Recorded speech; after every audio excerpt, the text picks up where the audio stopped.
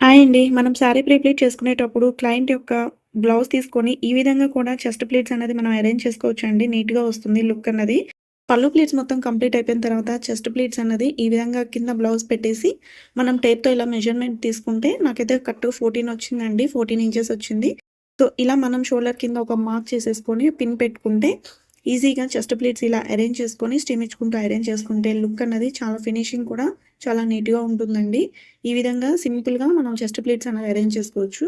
మరిన్ని simple and tricks sari ప్లీటింగ్‌కి సంబంధించిన tricks మీ దాకా రావాలి అని అంటే కనిపిస్తున్న బెల్ ఐకాన్‌ని ఆన్ చేసి పెట్టుకోండి. వీడియోని లైక్ చేయండి, సబ్స్క్రైబ్ చేసుకోండి. మీ ఫ్రెండ్స్ అండ్ రిలేటివ్స్‌కి షేర్ చేయడం మాత్రం మర్చిపోకండి. అంతేకాకుండా స్టెప్ బై స్టెప్ బిగినర్స్ నుంచి ప్రొఫెషనల్స్ వరకు శారీ ప్లీటింగ్ నీట్‌గా ఎలా చేసుకోవాలనేది ఈ వీడియో కింద డిస్క్రిప్షన్‌లో లింక్ అయితే ప్రొవైడ్ చేశానండి. ఒకసారి వెళ్లి ఫాలో అయిపోండి. అంతే అండి. ఫ్లఫీ ప్లీట్స్, హ్యాంగర్ ఫోల్డింగ్ అయితే ఈ విధంగా నా స్టైల్‌లో అయితే చేశాను. ఎలా ఉంది కామెంట్ చేయడం మాత్రం మర్చిపోకండి.